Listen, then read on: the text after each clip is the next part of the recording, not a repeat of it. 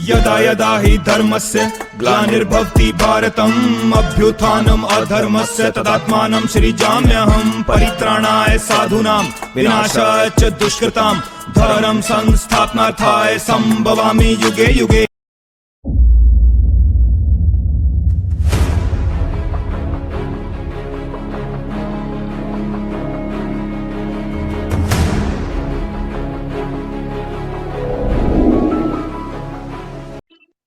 So welcome everyone, welcome to my channel Sanatan Raj. और आज फिर से जुड़ चुके हैं हमारे साथ Yohan Tengra. So Yohan, thanks a lot for coming again to my channel. नमस्कार। सो आज हम बात करने वाले हैं एक ऐसे टॉपिक के ऊपर जिसके ऊपर ऑलरेडी योहान ने अपने वीडियोस के जरिए और बहुत सारे इंटरव्यू पॉडकास्ट्स के जरिए हर एक इन्फॉर्मेशन उससे रिलेटेड दे चुके हैं। तो वो टॉपिक है पनीर टिक्का। और पनीर टिक्का से मैं क्या कहने की कोशिश कर रहा हूँ, सारे कम्युनिटी के लोग अभी वर्तमान में समझ गए होंगे।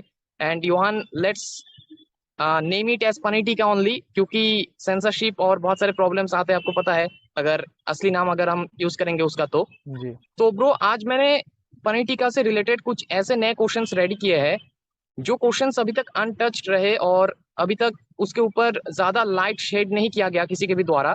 तो ऑलरेडी इसके ऊपर ऑलरेडी आपने बहुत सारे इन्फॉर्मेशन दे रखे हैं, लेकिन जो इन्फॉर्मेशन लैक कर रहे हैं कुछ क्वेश्चन से रिलेटेड, कुछ लोग कॉन्फ्यूज्ड है यूएकन कम्युनिटी में। तो वैसे कुछ क्वेश्चन मैंने रेडी किए हैं आज, और मैं चाहूंगा कि आप उसके ऊपर अपना राय रखें और लोगों को थोड़ा रास्ता दिखाए इससे रिलेटेड। बिल्कुल बिल्कुल। So bro, let's start with our first question is, ये थोड़ा कॉमन क्वेश्चन है, तो आप पहले मेन क्वेश्चन से पहले इसके ऊपर थोड़ा शॉर्ट में फिर से बता दीजिएगा। तो पहला क्वेश्चन है, what are the harms of first dose.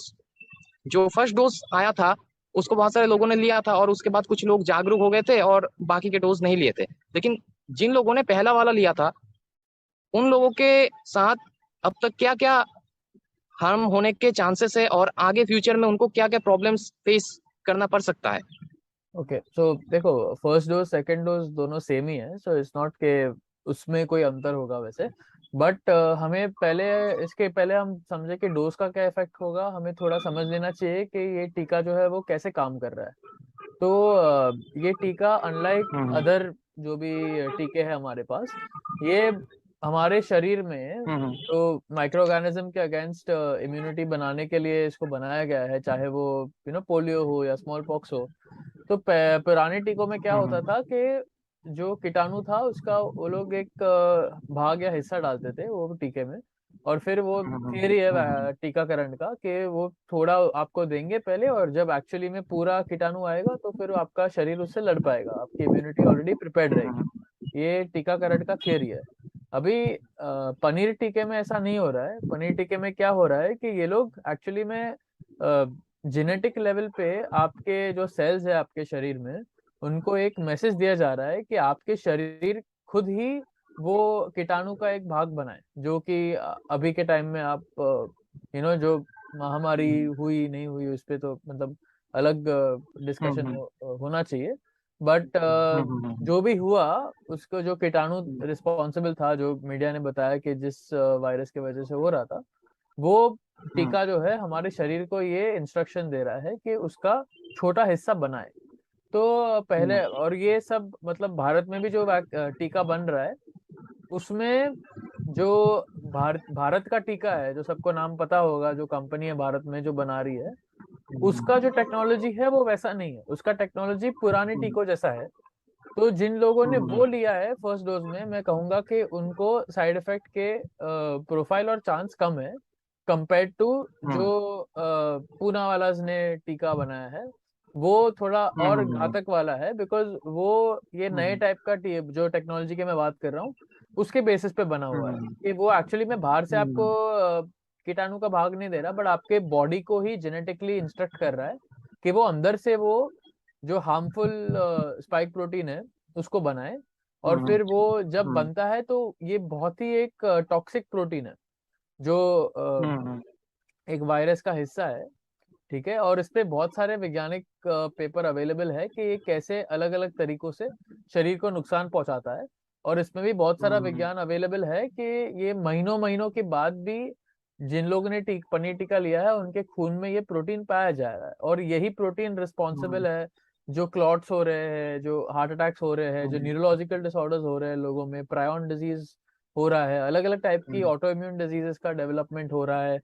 कुछ लोगों में देखा गया है कि पुराने वायरस जो है वो एक्टिवेट हो जाता है ये टीका देने के बाद, तो हर्पीज का एक्टिवेशन हम्म, पे पेपर्स पब्लिश्ड है। हम्म, तो हम्म, जिन लोगों ने पहला लिया है उन्हें डेफिनेटली ये सब रिस्क तो है ही, बट उस पे अभी देखो ले लिया है तो डर के कोई फायदा नहीं है कि अभी ले लिया और मुझे ये हो जाएगा। इसके अभी इसके अगेंस्ट हमें क्या अप्रोच रखनी चाहिए कि जो हो गया वो हो गया। अभी मैं इन लोग के लिए बात कर रहा हूँ जो हमें देख रहे हैं, जो पहला टीका लेने के बाद जागरूक हो गए।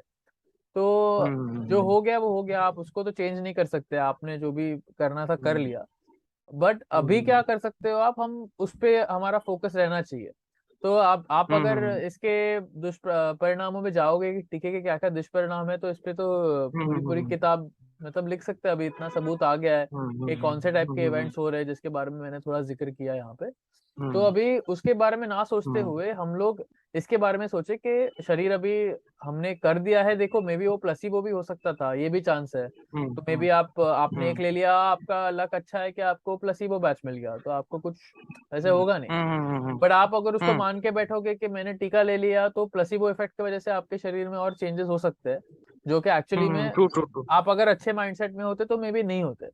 तो डर के तो फायदा है ही नहीं। अभी जो आपको करना था वो कर लिया। अभी आप जितना उसके बारे में पढ़ते रहोगे कि मुझे ये हो जाएगा, मुझे वो हो जाएगा, और आप डर के बैठे रहोगे, तो उतना ज्यादा चांस है कि आपका दिमाग में भी खुद आपके इम्यून सिस्टम को वीक बना देगा। बिकॉज इस पे भी विज्ञान अवेलेबल है कि हम जैसे सोचते हैं उससे हमारा शरीर बहुत लेवल पे इम्पैक्ट होता है। इस पे बहुत सारी स्टडीज अभी पब्लिश्ड है, और ये तो हम मतलब हमारे एंशियंट टेक्स्ट से भी, पुराने शास्त्रों से भी जानते हैं कि दिमाग का इफेक्ट पड़ता है बॉडी पे।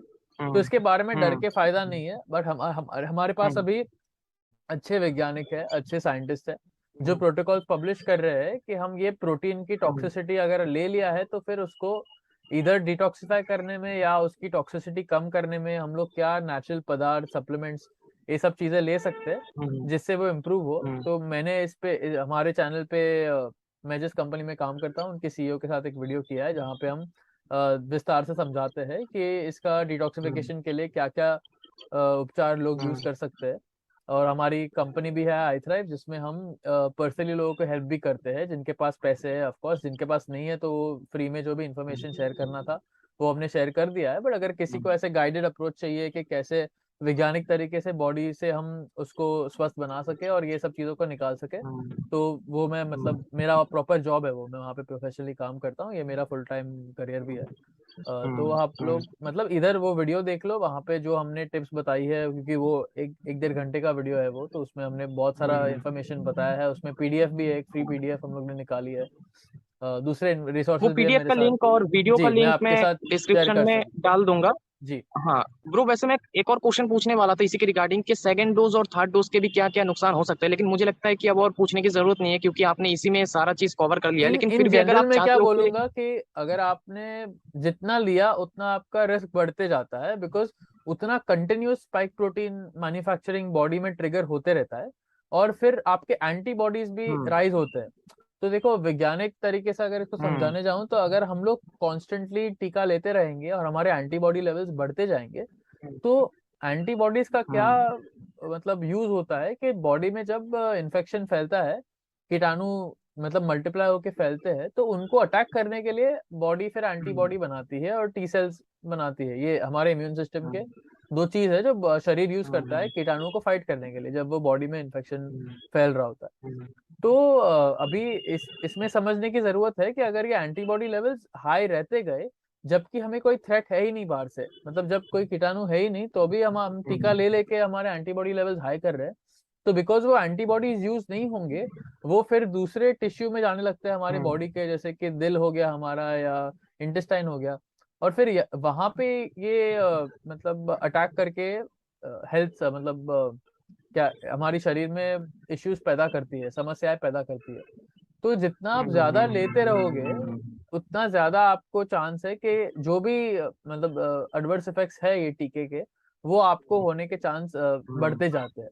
और तो इसलिए मैं कहता हूँ अबे आपने तीन तीन ले लिया है तो तीन पे रुक जाओ, दो ले लिया तो दो पे रुक जाओ, बिकॉज जितना ज्यादा आप लेते रहोगे उतना ज्यादा चांस है कि आपको मायोकार्डाइटिस हो जाएगा, या आपको कोई टाइप का स्ट्रोक आ जाएगा, या आपको कोई टाइप का ऑटोइम्यून डिसऑर्डर हो जाएगा, या आपको कैंसर बढ़ जाएगा, या आपको ऑटोइम्यून डिजीज हो जाएगी। ये सब चीज पे अभी वैज्ञानिक पेपर्स निकल रहे हैं कि टीका के बाद लोगों में देखा जा रहा है कि ये सब बीमारियों के इंसिडेंस बढ़ रहे हैं कंपेयर टू दोज उन्होंने टीका नहीं लिया।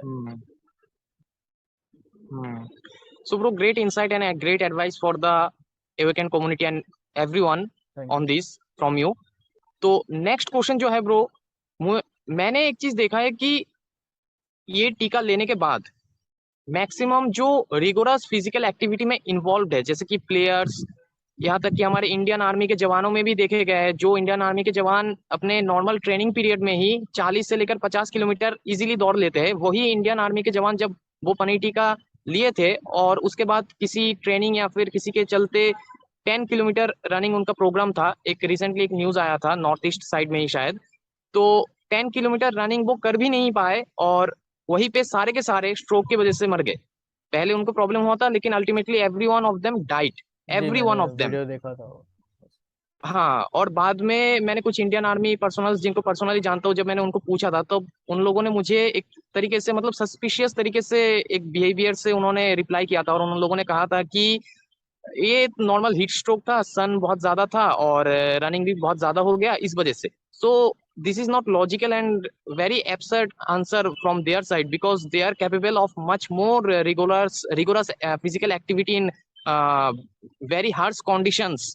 So what I thought was they are hiding something and आपने भी देखा होगा कि ज्यादातर जो प्लेयर्स है, फेमस प्लेयर्स, नॉर्मल प्लेयर्स जो ज्यादातर फिजिकल एक्टिविटी, और यहाँ तक कि ये भी हमने देखा है कि जो लोग पनीर टीका लिए हैं और बहुत ही ज्यादा जिम एक्सरसाइज में फिर इन्वॉल्व हुए हैं, मैक्सिमम रिगोरस फिजिकल एक्टिविटी में इन्वॉल्व हुए लोगों में ही ये सबसे ज्यादा स्ट्रोक और साइड इफेक्ट्स देखे गए हैं। Very true. तो फिजिकल एक्टिविटी में इन्वॉल्व मतलब रिगोरस फिजिकल एक्टिविटी में इन्वॉल्व जो लोग हैं उनको ये ज्यादा साइड इफेक्ट्स क्यों हो रहे हैं ब्रो, और उनको स्ट्रोक्स क्यों मैक्सिमम दिखाई दे रहे हैं as a common side effect?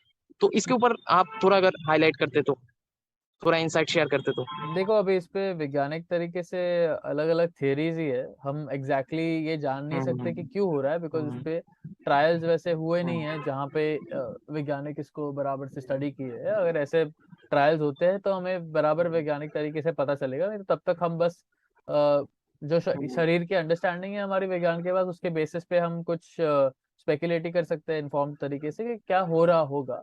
तो अगर मैं अपनी इस पे वैज्ञानिक राय देने जाऊं, वैसे जहां तक मैं समझता हूं तो एक्चुअली क्या हो रहा है कि ये जो स्पाइक प्रोटीन बन रहा है उसकी वजह से माइक्रो क्लॉटिंग हो रहा है, मतलब खून में जो है वो क्लॉट जम रहा है। छोटे छोटे लेवल पे बहुत ही माइक्रो क्लॉट्स होते हैं, इसको भी माइक्रोस्कोप के अंदर देखा गया है। जब ऑटोप्सी की जाती है, जो लोग ने टीका लेके मर जाते हैं तो उनको पूरा एक टाइप का माइक्रो क्लॉटिंग इम्यून रिएक्शन होता है। और मैं जहां तक सोचता हूँ कि जब लोग एकदम फिजिकल रिगरस एक्सरसाइज करते हैं तो चांस रहता है कि जो क्लॉट्स है वो मूव होके कहीं ये ऑर्गन्स में लॉज हो जाए, और इसकी वजह से उनका चांस बढ़ जाता है कि मे बी उनको स्ट्रोक आ गया या हार्ट अटैक आ गया, बिकॉज वो इंटेंस, मे बी क्लॉट आपकी एक जगह में था जहाँ पे वो इतना समस्या नहीं था, बट बिकॉज इतना इंटेंस फिजिकल एक्टिविटी कर रहे हो वो क्लॉट फिर मूव होके कहीं पे सेंसिटिव एरिया में जा सकता है जहाँ पे कोई टाइप का ब्लॉक हो जाए। मतलब हार्ट में अगर कोई आर्टरी जा रही है जो बहुत ही जरूरी है, और वो मतलब बाहर से जाके वहीं पे चले गया और फिर वो वहां पे क्लॉट होने की वजह से फिर वो ब्लॉक हो गया, उसकी वजह से हार्ट अटैक ट्रिगर हो सकता है। तो ये मूवमेंट क्या है कि क्लॉट्स का लोकेशन, मेरे मतलब जहां तक मैं सोच सकता हूँ तो क्लॉट्स का लोकेशन चेंज होने की वजह से जब वो एकदम सेंसिटिव एरिया में नहीं था और सेंसिटिव एरिया में चले गया तो उसकी वजह से चांस बढ़ जाता है कि आपको कुछ हो जाए। That is my reasoning. So bro, यहाँ तक जो आज इस वीडियो को देख चुके हैं और जो rigorous physical activity be it he is a player और ही इज इन डिफेंस और any form of physical activity which includes involves rigorous physical trainings and all, तो उन लोगों को आप क्या सजेशन देंगे अभी फिलहाल, अगर उन लोगों ने पनीर टीका ले लिया है और अभी जागरूक हो चुके हैं और इस फैक्ट के रिगार्डिंग भी उनको पता चल चुका है कि रिगोरस फिजिकल एक्टिविटी से ऐसे प्रॉब्लम्स हो सकते हैं और ज्यादा साइड इफेक्ट्स उनको ही होने के चांसेस है सबसे पहले, तो उनको अभी फिलहाल आप क्या सजेशन देना चाहेंगे? क्या वो फिजिकल एक्टिविटी छोड़ दे या फिर जो ट्रेनिंग किसी भी फील्ड में वो ले रहे हो वो छोड़ दे, या क्या करे? देखो, एकदम इंटेंस फिजिकल एक्टिविटी सेहत के लिए अच्छा नहीं है, अभी आप इस पे भी विज्ञान देख हम्म, सकते हो कि जो लोग बहुत लंबी लंबी मैराथन दौड़ते हैं उनमें भी हार्ट अटैक का चांस ज्यादा रहता हम्म, है, जस्ट जनरली बिफोर टीका आया उसका भी। हम्म, तो हम्म, मतलब एकदम long time steady state cardio करना, आई वुड से कि वो एक हेल्थ पर्सपेक्टिव से इतना अच्छा नहीं है जितना कि लोग सोचते हैं। उसके कंपैरिजन में स्ट्रेंथ ट्रेनिंग मतलब हम्म, वेट लिफ्टिंग करना और हाई इंटेंसिटी मतलब छोटे छोटे इंटरवल्स में बहुत सारा एक्सरसाइज करना, इसको हाई इंटेंसिटी इंटरवल ट्रेनिंग बोलते हैं। तो एक्सरसाइज वाइज ये दोनों मोडालिटीज हम्म, बेटर है compare to long time steady state cardio, जो कि बहुत लोग एंगेज करते हैं उसमें और फिर हम्म, उसकी जो एडवर्स इफेक्ट होने की जो चांस होता है वो बढ़ जाता है। सो आई वुड डेफिनेटली से कि जो लोग एकदम हम्म, इंटेंस मतलब मैराथन टाइप रनिंग कर रहे हैं वो अवॉइड करना चाहिए उसको। और वो तो जनरली भी मैं मतलब हम्म, हेल्थ एडवाइस के जैसे बोलूंगा कि मैराथन्स नहीं दौड़नी चाहिए इतनी लंबी लंबी, उसके हम्म, मतलब it's not as good as people hmm, think, उतना बोलना चाहूंगा। बाकी जहां तक अभी हम्म, टीका ले लिया है और हम्म, इंटेंस वर्कआउट की बात है तो of course first advice is don't fear. आप जितना मतलब आपने जो ले लिया है वो ले लिया हम्म, है, अभी बस उसको प्रैक्टिकली चल के आप जो अपनी लाइफ में चीजें कर सकते हो वो आपको करना चाहिए। तो definitely don't fear, first thing focus के आप अपनी बॉडी का सेहत हम्म, का कैसे आप कंट्रोल ले सकते हो, मतलब जितना आप अपनी लाइफ में अच्छी हेल्थ हैबिट्स इंट्रोड्यूस हम्म, करोगे उतना अच्छा है। तो आप ऑल्टरनेटिव हेल्थ, न्यूट्रिशन साइंस, इन सब चीज़ों पे हम्म, रिसर्च कीजिए। मैं मेरे चैनल पे बहुत सारी वीडियोस बनाते रहता हूँ ये सारे क्रॉनिक हेल्थ कंडीशंस पे, और कैसे हम अपनी सेहत का हम्म, कंट्रोल अपने हाथों में लेके हमारी ब्लड वर्क करके ये सब चीज करके हम कैसे अपनी सेहत को इम्प्रूव कर सकते हैं नेचुरली। हम्म, तो वो सब चीज करके आप डिटॉक्सिफिकेशन पे फोकस कीजिए और आपकी हेल्थ को कंट्रोल लेने पे आपका फोकस कीजिए। आप जनरली जैसे हमने लास्ट टाइम बात की, आपके खाने पे कॉन्शियसनेस लाइए, क्या टाइप का खाना खा रहे हो आप, सब्जी के तेल को मत खाइए। ऐसी जनरल चीजें हैं जो आप करके थोड़ा मतलब छोटी चीजें करके आप आपका हेल्थ बहुत इंप्रूव कर सकते हो। तो वो आपका जो चांस है कुछ एडवर्स इवेंट होने का वो कम कर देगा।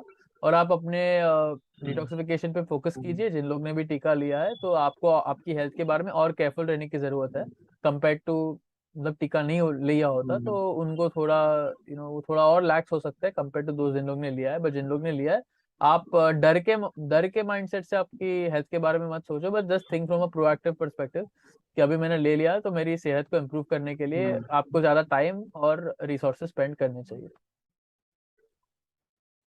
हम्म। ब्रो एक मैंने भी वीडियो बनाया था डॉक्टर सुजन राज के साथ। उनका जो डिटॉक्स प्रोटोकॉल है वो बहुत ही फेमस हुआ था इंडिया में, और अभी ये कहा जा रहा है कि उनका जो डिटॉक्स प्रोटोकॉल है यही बेस्ट है इंडिया में, और इसके सहारे बहुत सारे लोगों ने 100% डिटॉक्स अपने बॉडी को करने में सक्षम हुए हैं। और बहुत सारे लोग जो साइड इफेक्ट से भोग रहे थे टीके लेने के बाद, ये डिटॉक्स प्रोटोकॉल फॉलो करने के बाद सभी को बहुत अच्छे अच्छे रिजल्ट्स दिखे हैं, और पहले की तुलना में अभी कुछ वैसा प्रॉब्लम नहीं हो रहा है। तो मैं आपसे पर्सनली ये पूछना चाहता हूँ कि डॉक्टर सुजन राज का जो डिटॉक्स प्रोटोकॉल है ये कितने हद तक एक्चुअली में काम करता है, और आपके हिसाब से इसके ऊपर आपका क्या कहना है?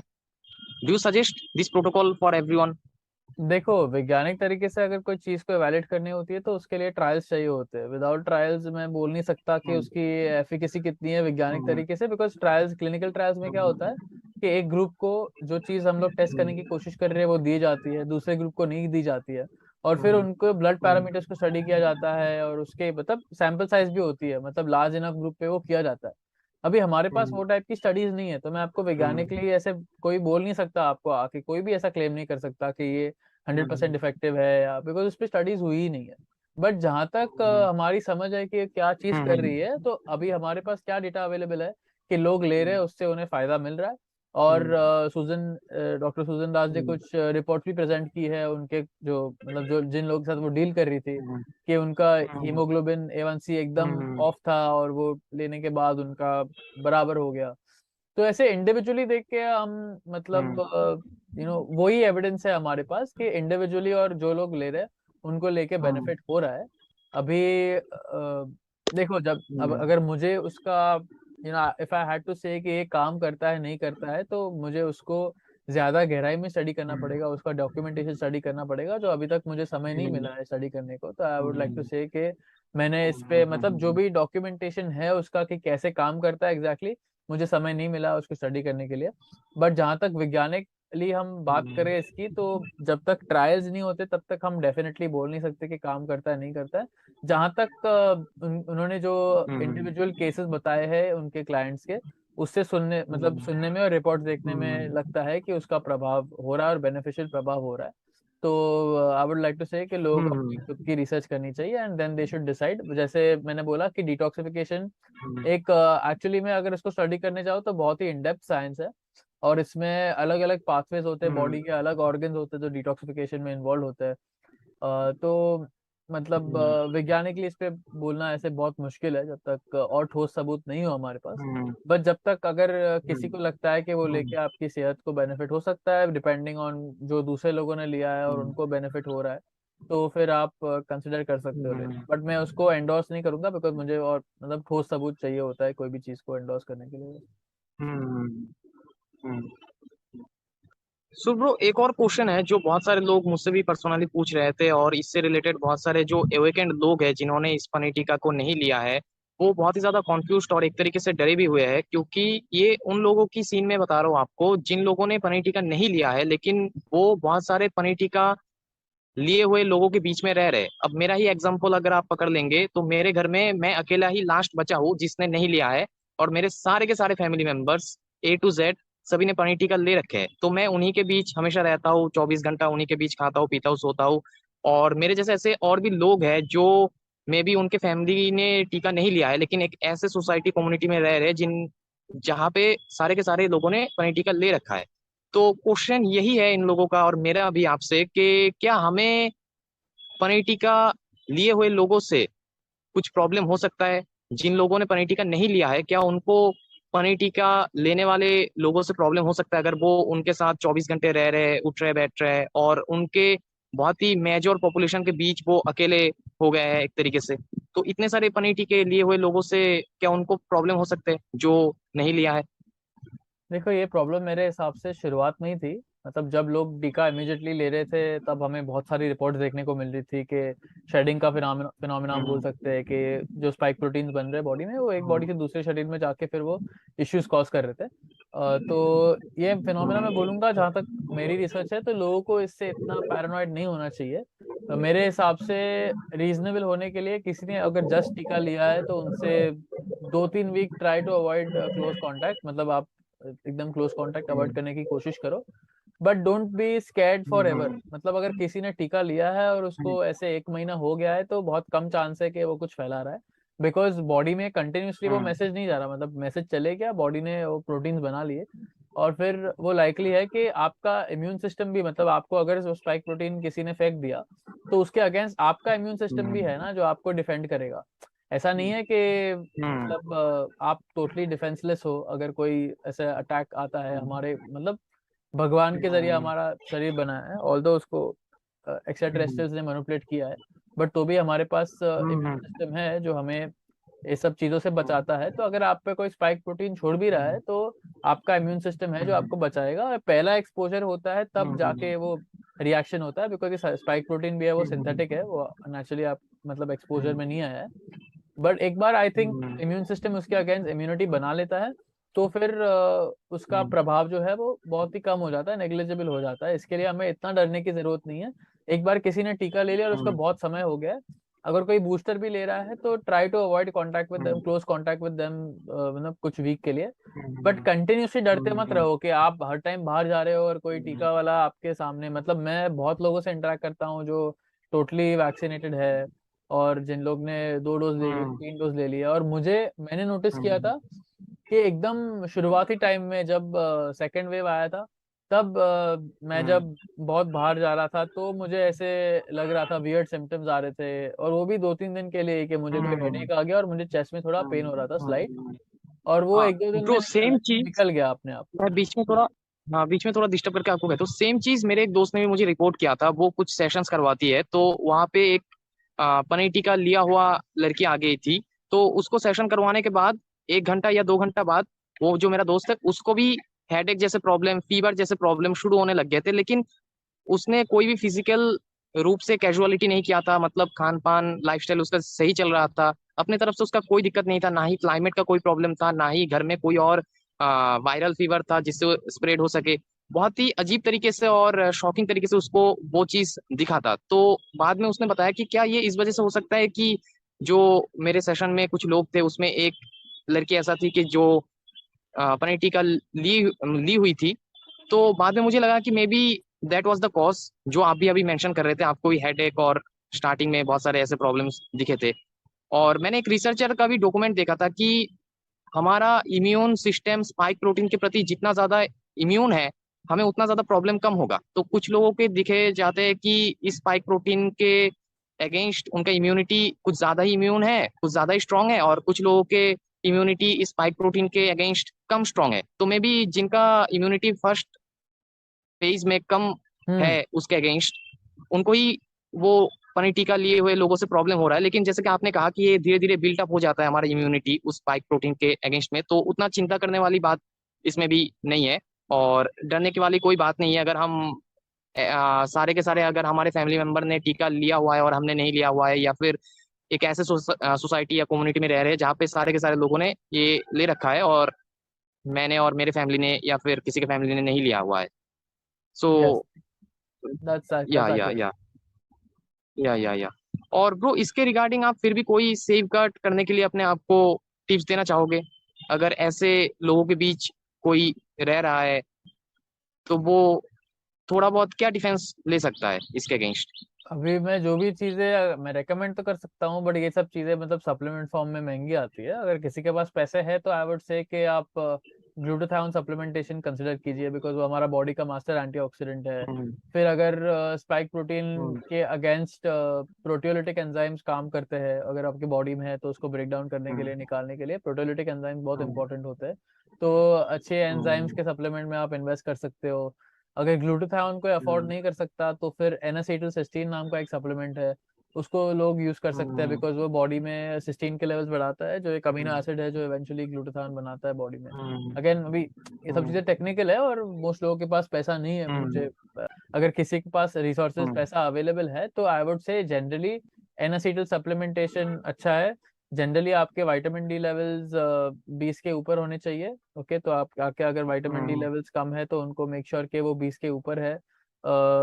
ओमेगा 3 डेफिशिएंसी बहुत लोगों को होती है, जिससे इन्फ्लेमेशन बढ़ने के चांसेस ज्यादा होते हैं। तो अगर कोई मतलब जनरली अच्छा आइडिया है कि हम ओमेगा 3 जो हाई सोर्सेज है उसको कंज्यूम करें। तो ये सब मतलब जनरल थिंग्स है। एंटीऑक्सीडेंट स्टेटस बढ़ाने के लिए, अपना इम्यूनिटी बढ़ाने के लिए विटामिन डी बहुत जरूरी होता है। ओमेगा 3 फैटी एसिड बहुत जरूरी होते हैं। ऐसे मतलब कुछ चीजें हैं। हमने अपने चैनल पे इस पे एक वीडियो भी किया है कि जनरल चीजें क्या सब लोग अडॉप्ट कर सकते हैं अपनी सेहत को इम्प्रूव करने के लिए। सीड ऑयल्स भी है, जो सब्जी का तेल होता है उसको स्वैप करके लोगों को घी या कोकोनट ऑयल यूज करना चाहिए, उससे लोगों की सेहत बहुत इंप्रूव होगी। तो ये सब चीजें करके फिर हम लोग सही दिशा में जा सकते हैं हेल्थ वाइज। ब्रो ये जो मेडिसिन आपने बताया या फिर सप्लीमेंट्स आपने बताया स्पाइक प्रोटीन के अगेंस्ट जो यूज करना चाहते हैं, अपने आप को सेफ गार्ड करना चाहते हैं पनीर के लिए हुए लोगों से, इसका कुछ लिंक आप मेंशन दे सकते बिल्कुल, हैं जिसका मैं मैं दे दूंगा। लिंक डिस्क्रिप्शन में डाल सकता डन, हूँ, जहाँ से लोग अगर चाहे तो बाई कर सकते हैं उनको? मैं करता हूँ। तो ठीक है, मैं उनका बाई करने का खरीदने का लिंक डिस्क्रिप्शन में डाल दूंगा। तो जो भी आप लोग चाहते हैं उसको खरीदने के लिए आप डिस्क्रिप्शन में जाके लिंक को फॉलो करके खरीद सकते हैं।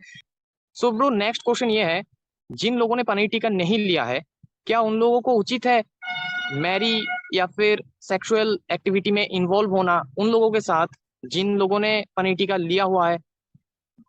ओके, तो ये क्वेश्चन के दो पार्ट है। I would say sexual activity ठीक है, जस्ट ट्राई टू अवॉइड 1 महीने के लिए। अगर किसी ने टीका लिया है उसके बाद मैं इतना उसके टेंशन नहीं लूंगा, जिस मतलब उसके रीजन कारण मैंने आपको बता दिया अभी।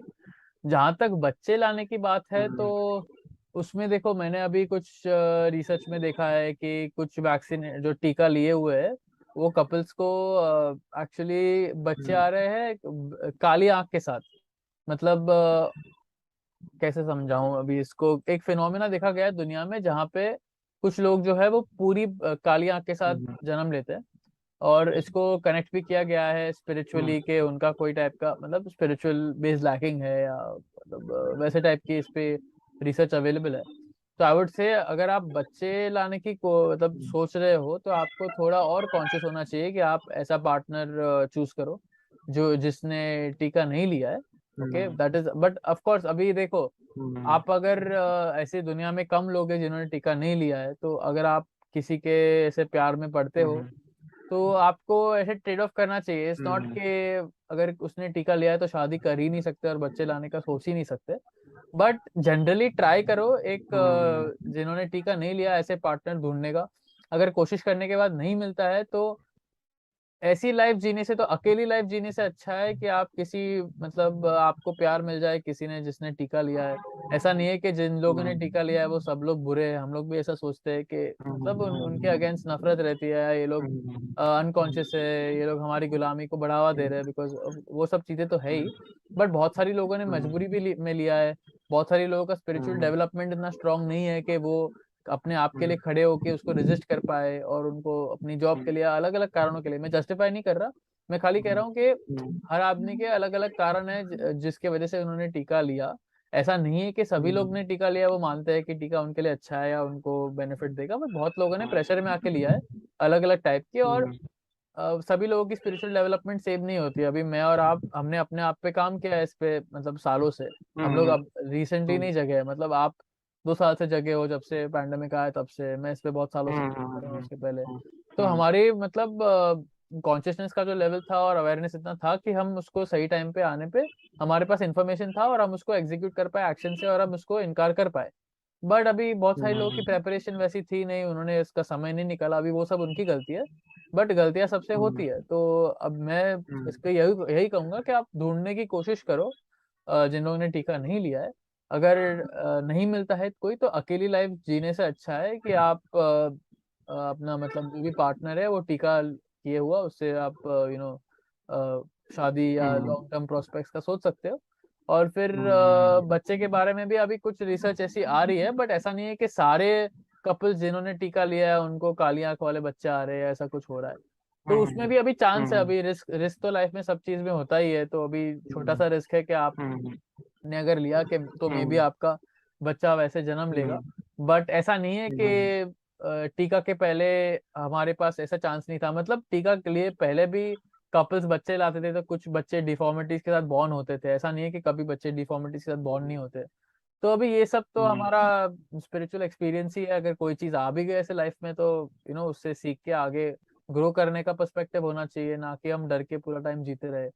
तो अभी जो वातावरण है उसको चेंज करने के लिए हमसे जो भी हो रहा है वो हो रहा है, बट प्रैक्टिकली स्पीकिंग अभी ये सब चीज हो गई है, तो उसके साथ तब उसके साथ एडजस्ट होना या उसको सिचुएशन को ध्यान में रखते हुए हमारी लाइफ को जीना, ये अभी मतलब इम्पोर्टेंट हो गया है हमारी कम्युनिटी के लिए। तो वो एक लास्ट चीज इससे रिलेटेड मैं आपसे पूछना चाहता हूँ, ये है कि जिन लोगों ने टीका नहीं लिया है और एवेकेंड है, और ये चाहते हैं कि वो किसी एवेकेंड और टीका नहीं लिया हुआ पार्टनर के साथ ही शादी करे, या फिर सेक्सुअल एक्टिविटी में अगर इन्वॉल्व होना है तो किसी एवेकेंड और टीका नहीं लिए हुए इंसान के साथ ही इन्वॉल्व हो, तो उनके लिए तो कोई प्रॉब्लम नहीं है। Everything is happening natural for them as it happened in the last years when all this deceptions and पनीर टीका डिडंट केम। लेकिन वो लोग क्या करे जो लोग ऑलरेडी मैरिड है बहुत पहले से, और उनके पार्टनर ने या फिर उन्होंने पनीर टीका ले लिया है, या फिर दोनों ने पनीर टीका ले लिया है। और वो लोग भी क्या करे जो लोग ऑलरेडी एक लव रिलेशन में, एक सीरियस रिलेशनशिप में बहुत पहले से है और एक दूसरे को नहीं छोड़ना चाहते बस इस वजह से, और उन्होंने शायद टीका ले लिया हो या फिर उनके पार्टनर ने टीका ले लिया हो या फिर दोनों ने टीका ले लिया हो। तो ऑन दैट केस वो क्या करे? क्या डिटॉक्स करने के बाद सेक्सुअल एक्टिविटी में इन्वॉल्व हो अगर होना है तो, या फिर ऑफस्प्रिंग पैदा करना है तो डिटॉक्स करने के बाद करे, या फिर वो कॉम्प्लीटली सेक्सुअल एक्टिविटी या फिर बच्चा पैदा करने वाला, ऑफस्प्रिंग क्रिएट करने वाला मेंटेलिटी से दूर हो जाए और इन सब से एकदम दूर रहे, लेकिन एक साथ रहे फिर भी? मतलब क्या करे वो इस सिचुएशन में? क्या डिटॉक्स करने के बाद इन सब एक्टिविटीज में इन्वॉल्व हो, या फिर कॉम्प्लीटली इन सब एक्टिविटीज में किसी भी तरीके से फ्यूचर में इन्वॉल्व हो ही ना? तो देखो, अभी जहां तक मैरिड कपल्स की बात है तो मैं इसको 2 तरीके से एड्रेस करूंगा। एक है कि वैचारिक मतभेद। अगर कोई आपकी लाइफ में परिवार में भी है जिसका वैचारिक मतभेद अभी इतना आपसे बढ़ गया है कि वो आपसे मतलब बहुत फंडामेंटली डिसएग्री करते हैं, वो लोग टीकाकरण में बड़े बिलीवर बन गए। मे बी आप उनके साथ पहले से शादी थी आपकी, या पहले से आप रिलेशन में थे उनके, बट आपने सही तरीके से आपके पार्टनर को चुना नहीं, आपने ऐसा पार्टनर नहीं चुना जो पहले से जागरूक था, बट आप पहले ही मतलब जब आपकी आपकी सोच विचार भी इतनी बनी नहीं थी, तब आप किसी के साथ रिलेशनशिप में इन्वॉल्व हो गए, फिर आपकी थिंकिंग मतलब और जागरूक हो गई, बट वो लोग स्पिरिचुअली एक कम लेवल पे अटके हुए हैं because of their own issues. तो अगर कोई ऐसे रिलेशनशिप में इन्वॉल्व हो जाता है जहाँ पे वो पहले किसी से मतलब प्यार करते थे, बट वो फिर बाद में वो चेंज हो गए, उनका नजरिया बदल गया, तो ऐसे रिलेशनशिप को अगर आप पकड़ने की और होल्ड ऑन करने की कोशिश करोगे, जब वाइब्रेशन के लेवल में इतना दो लोग एक आपस से दूर दूर हो गए, तो फिर वो मतलब बहुत फ्रिक्शन आएगा रिलेशनशिप में, झगड़े होते रहेंगे और कभी आप ऐसे आपको हैप्पीनेस नहीं मिलेगा। तो ऐसे नहीं सोचना चाहिए कि वो पार्टनर को कभी छोड़ना नहीं चाहिए, आपकी लाइफ चेंज नहीं होनी चाहिए, और फिर जैसे आपकी थिंकिंग चेंज हुई है वैसे आपकी लाइफ चेंज नहीं होनी चाहिए। वो होनी चाहिए। टिपिकली क्या होता है कि लोग परिवार वालों के लिए एक्सेप्शन करते हैं, या कोई अगर रिलेशनशिप में आ जाता है तो फिर उनके लिए एक्सेप्शन करते हैं कि नहीं, ये तो मेरे परिवार में है, अभी जैसा है मुझे उनको झेलना ही पड़ेगा, ये तो मेरा कर्मा होगा कि मैंने ऐसे आदमी को अट्रैक्ट किया, ऐसे लोग सोचते हैं। बट इन जनरल मैं कहूंगा कि जब आपका थिंकिंग और वाइब्रेशन एक जिससे आप पहले इन्वॉल्व थे उससे बहुत बदल जाता है, तो फिर आप उसको होल्ड नहीं कर पाओगे, बिकॉज वाइब्रेशनली दो लोग अभी रेजोनेट नहीं हो रहे। तो ऐसी लोगों को आपके लाइफ से निकल जाना is better for your own growth and for their own journey also. अभी ये अलग बात है कि अगर किसी के साथ आप ऐसा इन्वॉल्व हो गए जिसके साथ बच्चे आ गए, फिर आपने रियलाइज किया कि थिंकिंग में बहुत बड़ा अंतर है, तो इस इन सब चीजों के लिए पहले से प्रिपेयर्ड होना जरूरी है। मतलब मैंने देखा है कि बहुत सारे लोगों के रिश्ते टूट जाते हैं टीकाकरण के मुद्दे को लेके। ये तो पनीर टीका से पहले की भी बात है कि कुछ कपल्स जो है जब वो शादी करते हैं उसके पहले ये कौन मतलब बात नहीं करते इसके बारे में, और फिर शादी करने के बाद उनको पता चलता है कि नहीं, सामने के परिवार वाले को तो सब ठीक है चाहिए ही, बट मुझे नहीं चाहिए। मैंने खुद मतलब अपनी पर्सनल लाइफ में भी देखा है कुछ लोगों के साथ कि ऐसे होते हुए, और फिर उन्हें रिग्रेट होता है कि पहले ये बात कर लेनी चाहिए थी, बिकॉज ये बहुत बड़ा मुद्दा है अभी, और ये इम्पोर्टेंट है कि हम किसी के साथ इन्वॉल्व हो तो हम मतलब अरेंज मैरिज ना करें किसी के साथ जस्ट बिकॉज हमारे परिवार वाले एक्सपेक्ट कर रहे हैं कि हम किसी के साथ सेटल हो जाए। तो वैसे नहीं करना चाहिए, बिकॉज आपका पार्टनर आपके साथ पूरी लाइफ रहने वाला है, और उसका और आपका थिंकिंग सोच विचार है वो मैच होना बहुत जरूरी है, नहीं तो आपकी लाइफ में ऐसे समस्याएं आती रहेगी। तो अगर आप किसी के साथ जब आप इतने जागरूक नहीं थे अगर इन्वॉल्व हो गए हो, और आप अभी आपकी थिंकिंग बदल गई है, तो आपको आपकी लाइफ में चेंजेस लाने चाहिए। और ये सबसे वर्स्ट चीज नहीं है दुनिया में अगर आप उनसे दूर हो जाओगे या उनसे ब्रेकअप या कोई टाइप का डिस्कनेक्शन ले लोगे। आपकी लाइफ में लोग नए लोग आते जाएंगे, आपकी वाइब्रेशन जैसे चेंज हुई है वैसे लोग अट्रैक्ट होंगे आपकी लाइफ में। वो मैं एक चीज बोलना चाहता हूँ, बिकॉज ये मतलब आपने डायरेक्टली क्वेश्चन पूछा नहीं, बट मैं बहुत लोगों में ऐसी थिंकिंग देखता हूँ कि वो लोग रिलेशनशिप को पकड़ने की कोशिश करते हैं जब थिंकिंग बहुत ही चेंज हो गई है। दूसरा है कि अगर चलो आप किसी के साथ इन्वॉल्व हो और उस वो मतलब वैचारिक लेवल पे आपके साथ है, वो मानते हैं कि नहीं टीका बुरा है, इससे बहुत लोगों की मृत्यु हुई है और अच्छा नहीं है, बट तो भी उनमें इतना साहस नहीं है कि वो रिजेक्ट कर पाए उसको, या उनको अलग अलग कारण है कि हमारे परिवार में पैसा लाना है तो उसके लिए नौकरी करने के लिए वो टीका जरूरी है वगैरह, ऐसा रीजनिंग है उनका। तो फिर मैंने जैसे बोला आप एटलीस्ट टीका लिया है तो 1 महीने के लिए आप मतलब उनसे क्लोज कांटेक्ट अवॉइड कीजिए वैसे जितना हो सके। और एक एक महीना एक और बार डिटॉक्स करने के ऊपर ध्यान जी ऑफ कोर्स मैंने जो डिटॉक्स प्रोटोकॉल्स दिए हैं मैं उनका लिंक्स डाल दूंगा, तो उस पे दें। लोग अपनी खुद की रिसर्च किए उसको पढ़िए, और फिर उसको इम्प्लीमेंट जितना इम्प्लीमेंट हो सके, जितना हमारी हेल्थ का हम इम्प्रूवमेंट कर सके। वो जनरल लोगों में सोच रहना चाहिए कि एक बार ले लिया है तो हमारी हेल्थ पे हमें और ध्यान देना चाहिए। उसको करने के लिए जो भी मटेरियल है, जो भी पीडीएफ है जो हमने बनाई है, वो मैं आपके साथ शेयर कर दूंगा, तो आप आपकी डिस्क्रिप्शन में डाल के फिर लोग उसको पढ़ सकते हैं। हाँ, मैं डाल दूंगा। हाँ। और ब्रो, मतलब वो लोग क्या करे जो लोग ऑलरेडी मैरिड है और बहुत ही एक दूसरे से अटैच्ड है और एक दूसरे को किसी भी हालत में नहीं छोड़ना चाहते, मतलब they are very loyal to each other. और मैरिज कपल ही जरूरी नहीं, मतलब अगर कोई गर्लफ्रेंड बॉयफ्रेंड का ही रिलेशन हो जो बहुत ही लॉयल्टी रखते हैं एक दूसरे के बीच में और किसी भी हालत में एक दूसरे को नहीं छोड़ेंगे, तो अगर उन लोगों को टीका लग चुका है जब वो जागरूक नहीं थे, या तो एक को या फिर दूसरे को या फिर दोनों को, तो उस स्थिति में क्या वो लोग आगे किसी भी तरीके का सेक्सुअल एक्टिविटी में इन्वॉल्व हो या ना हो? तो नहीं, आपने मैं जैसे कि कहा मैं कि जनरल कहूंगा कि सेक्सुअल एक्टिविटी के लिए आप 1 महीने के लिए अवॉइड कीजिए। उसके बाद बिकॉज हमने जो कारण डिस्कस हाँ, हाँ, किए वो इम्यूनिटी बढ़ती है स्पाइक प्रोटीन के अगेंस्ट, तो उसके लिए इतना हम्म, डरने की जरूरत नहीं है हम्म, उसके बाद। हम्म, ये जनरल एडवाइस हम्म। है सभी के लिए। मतलब मतलब मतलब जो पनीर टीका नहीं लिया है उनको पनीर टीके लेने वाले लोगों के साथ सेक्सुअल एक्टिविटी में इन्वॉल्व होने से ज्यादा प्रॉब्लम नहीं हो सकता अगर 1 महीने बाद किया तो, right? Yes, I would think that अगर एक बार वो ओके, स्पाइक ओके। प्रोटीन की इम्यूनिटी बढ़ जाती है, और देखो ऐसा नहीं है कि बॉडी में हम्म, कंटिन्यू स्पाइक प्रोटीन बनते रहता है, वो पहले मैसेज देता है हम्म, और फिर वो मैसेज जाके हमारे सेल्स को हम्म, इंस्ट्रक्ट करता है, और तब बहुत बड़ा मतलब क्वांटिटी में हम्म, बनता है वो, और फिर उसको क्लियर होने के लिए बॉडी से हम्म, टाइम लगता है।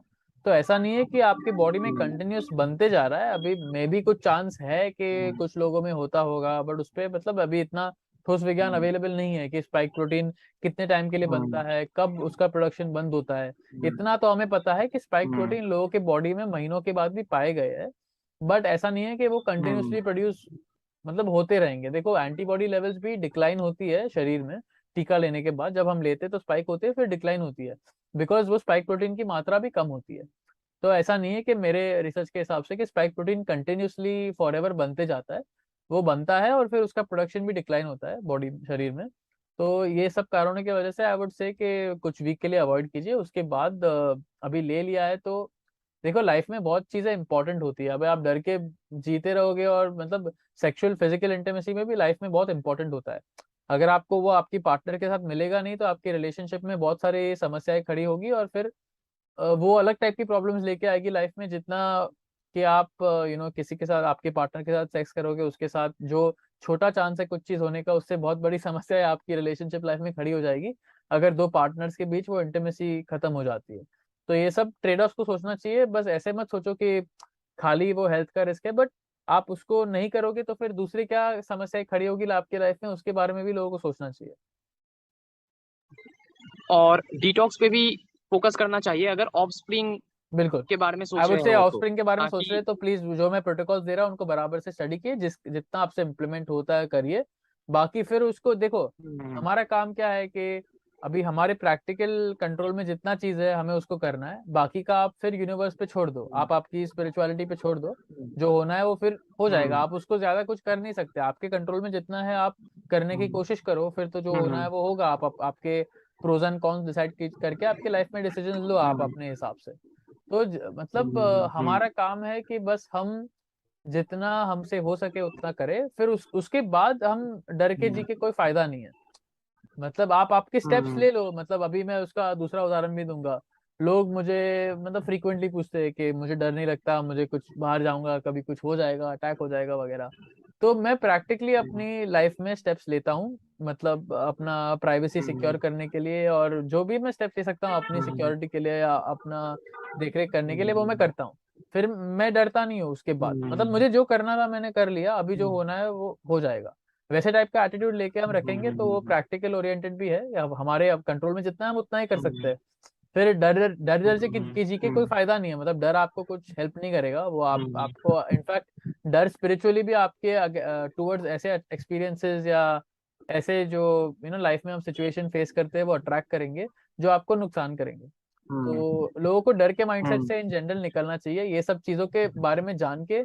अगर आप डर रहे हो तो आप इंफॉर्मेशन का मतलब जो सही प्रभाव है आप पे पड़ा नहीं है, ये सब चीजों के बारे में जान के आपको लव के टुवर्ड्स मूव होना है, सच्चाई के टुवर्ड्स, ट्रूथ के टुवर्ड्स, फ्रीडम के टुवर्ड्स, ये सब चीजों के टुवर्ड्स ड्रिफ्ट होना है। ना कि आप ये सब चीजों के बारे में जान के पूरी तरीके से डर के बैठ जाओ।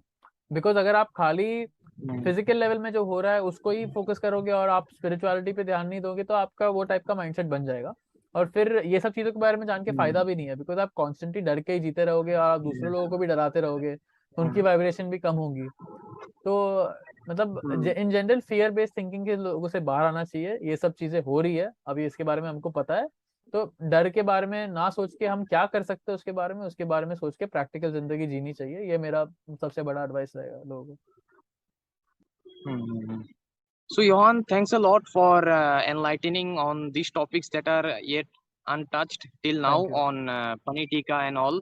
और मुझे लगता है कि जो लोगों को confusion हो रहा था इन सब क्वेश्चंस के रिगार्डिंग, उन लोगों को अब तक इंसाइट्स मिल गया होगा और एक पॉजिटिव माइंडसेट इस वीडियो से उनको बनाने में इजी होगा।